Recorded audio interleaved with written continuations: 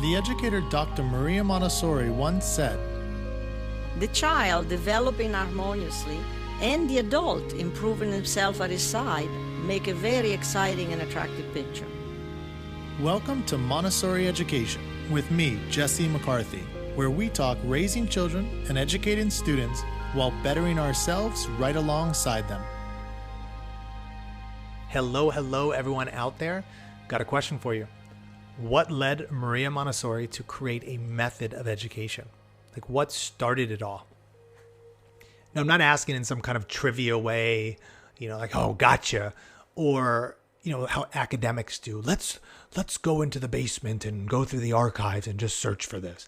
No, I'm asking in a kind of exciting, real way that's important for us as parents, as teachers, or if you're both.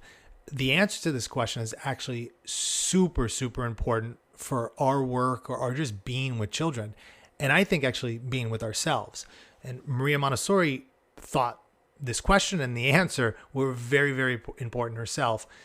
She wrote about this topic of kind of what began her Montessori approach or approach with children way back in the day in 1917, actually, in a book called The Advanced Montessori Method, or Spontaneous Activity in Children. I love these old school titles, man. Like, you would never see something like that today. And I know that some people can find her works pretty heavy reading. So I love them personally. And what I wanted to do is bring this origin story that she shares, and it's brief. It's a brief passage. I wanted to bring it to all of you out there and maybe simplify some of it by adding some commentary that I hope will help. And again, I think what she says is insanely important for us. And we'll see what you think. So with that said, let's hop in. Here is Maria Montessori starting it off. Quote, "My experimental work with little children from 3 to 6 years old has been, in fact, a practical contribution to research which has for its aim the discovery of the treatment required by the soul of the child, a treatment analogous to that which hygiene prescribes for its body." Okay, so that's a mouthful there. I don't even know if there's commas in that whole sentence. So there's one. So really briefly here, Montessori is saying, hey, we think about how do we treat, issues with the body, like hygiene prescribes, hey, proper hygiene means do this, wash your hands, whatever it happens to be. So with children, for their soul, to improve their soul, for children to flourish, what's the treatment for that? What do we do for that? So, of course, Maria Montessori was a scientist, like she was literally a doctor. So sometimes she speaks in this language, and I think it can be helpful to use these analogies and to think of children as, hey, I want to look at them like, what do they need? What do children actually need? Like, I know my body needs certain things. I need some water. I need food. It'd be nice to wash some dirt off me so I don't get sick, that type of thing. What do children's souls need? Like, what do our minds need? What do our personalities need? What does our intellect need as children? Okay, so here goes Montessori again. Quote, "I think, therefore, that it is essential to record the fundamental fact which led me to define my method." Okay, so important here, right? Here she is again. "I was making my first essays and applying the principles and part of the material I had used for many years previously in the education of deficient children to the normal children of the San Lorenzo quarter in Rome." Pause here. She was working with mentally ill people, young children. Back then they might be called deficients. Montessori has even referred to them as idiots. And that's not kind of derogatory. Back then it was just this, like, technically what you would call these children. They were in asylums and they were just almost like given up on. And Montessori went in there and she used some materials, some toys that were created by a few of her heroes, so past educational people, and she used them with these mentally ill patients. And she found that she could raise them up mentally almost to the level of like normal children of the day, which is just insane to think about. So she was using these materials that she had used with these quote deficient children, and she brought them to her first school in San Lorenzo, which is in Rome, Italy. And she was applying it to children around 3 to 6 years old. I'm not gonna go into the details of how that all happened, but that's what she was doing. So she's saying that, and then we'll continue. Quote, when I happened to notice a little girl of about 3 years old deeply absorbed in a set of solid insets, removing the wooden cylinders from their respective holes and replacing them. The expression on the child's face was one of such concentrated attention that it seemed to me an extraordinary manifestation. Up to this time, none of the children had ever shown such fixity of interest in an object, and my belief in the characteristic instability of attention in young children, who flit incessantly from one thing to another, made me peculiarly alive to the phenomenon. Okay, pause here. So this child's working with this set of cylinder blocks, which now are normal Montessori materials in any Montessori classroom. And, Maria Montessori, she's got biases like all of us. And she had this bias like, children, they go from one thing to the next. They want to play here, then they drop that and play in the next thing. So when this young girl was just using this material, like she was focused, she was on for a long period of time, that really attracted Montessori, the scientist's eye. And she's like, let me go look closely at that. Okay, here we go again. I watched the child intently without disturbing her at first and began to count how many times she repeated the exercise. Then, seeing that she was continuing for a long time, I picked up the little armchair in which she was seated and placed the chair and child upon the table. The little creature hastily caught up her case of insets, laid it across the arms of her chair, and gathering the cylinders into her lap, set to work again. Okay, so pause here. Maria Montessori literally picked this child's seat up and, placed her over onto a table. And the child, it's like, I want these insets. And she kept going at it, right? Okay, Maria Montessori again. Then I called upon all the children to sing. They sang, but the little girl continued undisturbed, repeating her exercise even after the short song had come to an end. I counted 44 repetitions when at last she ceased.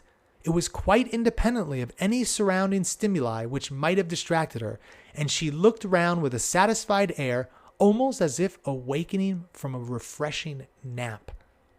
So I just want you to picture this for a moment. I mean, Montessori's painting the picture, but just think, this girl is working on this material, this wooden cylinders, and now Montessori's got the whole classroom of children singing, and this girl is still focused. Now, some of you that are parents or teachers out there, you know that, generally we think of children as like, if there's something going on in the corner of the child, I want to look at that now. There's another toy over here. I'm going to go to that. So this is pretty wild that this child is that focused, particularly way back in the days. If you're a Montessori teacher or you're into Montessori, you know that children can be focused like this, but this was not the norm. And this was definitely not believed to be something that children would do, even by Maria Montessori herself. So it really stuck with her, right? This child was focused, engaged, repeating an activity for a long period of time, despite all these disturbances around her. And this is how Maria Montessori sums up this whole situation. Quote, I think my never to be forgotten impression was that experienced by one who has made a discovery. End of quote. Okay, so that is the passage I wanted to share with you. That's what she is saying is a discovery. And if you remember what she said at the beginning there, she says, this is essential to record the fundamental fact which led me to define my method. So she treats this experience as very, very, very important, fundamental. So what I wanted to share was this story, and then to say that what we sometimes forget with children and with ourselves sometimes is the importance of focus and concentration. That it's me as a unique human being and an individual working with something, doing something that brings me joy, that challenges my mind, that engages me. And that's at the core of Montessori education. We're trying to find ways in which children can get engaged in materials, in work that helps their development, that helps their life, that allows them to flourish, that allows them to walk away. I feel good. Like that girl, she's like awakening from a refreshing nap. And I think those of you out there that have done work that you actually enjoy in life, it can feel like after you're done, even with a really difficult task. I remember once I was working at a place called Wahoo's Fish Taco. It's a restaurant right out of college. I was going to get into business, but I decided, hey, you got to start at the bottom. So I was going to work at this restaurant. And I was working like 12, 14-hour days, and they were intense. I was like assistant manager at this Wahoo. So I would be in the back washing dishes. I'd be delivering food. I'd be talking to customers. I'd be thinking about, next week's orders, all that stuff. And at the end of the day, I was beat, but I almost felt refreshed. It was like, wow, I did a day's work, and it was a good day's work, and I enjoyed it. Now, no, that's not always the case, but the point I'm getting at here is that focused, engaged work, that's at the core of being a human being. That's what it's about. That's what lifts our souls up. That's what lifts our spirit up. And Montessori recognized this, and that's why she emphasizes work so much. And work can be a joy. So this doesn't have to be like, oh, get to work, that type of thing. I mean, kids in Montessori think of work as almost play. It's like they're playing with toys. But I'm emphasizing this because the ability for a child to focus on that work, to concentrate on that work, is at the essence. It's at the core of what Montessori is, the Montessori method. So when we talk about materials, the reason why materials, like good Montessori materials, are so important is because they've been shown to help children to get this type of focus, to get this type of concentration. It's not just that, well, Montessori says you need to have these type of materials in the classroom. There's a reason behind having those materials. And then if you think about children at home, or even in the classroom too, but doing practical life activities, maybe washing a table, or maybe washing their hands, or maybe cutting a banana. These things all come down to the child is focused, engaged in an activity that's helping his or her life.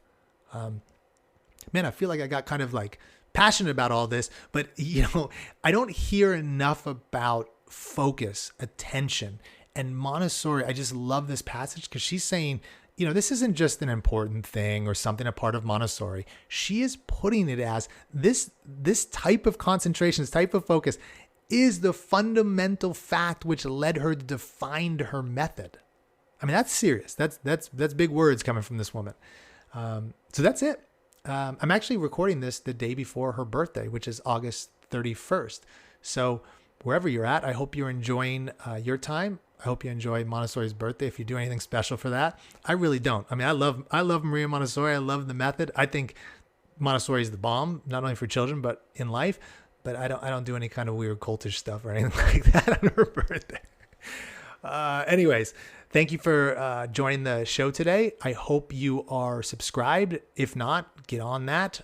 Whatever podcast you listen to, or this is also on YouTube now. It's been on YouTube for a while. I don't know why I'm saying now. And thank you. Huge thanks to those of you who have reviewed the show on different podcasts like Apple. Those of you who shared the show. It's so helpful in getting the word out. And those of you who write reviews and write me personally. I love it. I love hearing from you. It's been packed these days. As many of you know, I have my own child now, Ragnar. He's just 5 months old, and he is, man, such a joy. A lot of work, but a joy. And anyhow, that's it. Good times all around. I hope everyone's doing well, and we will talk again soon. Bye-bye.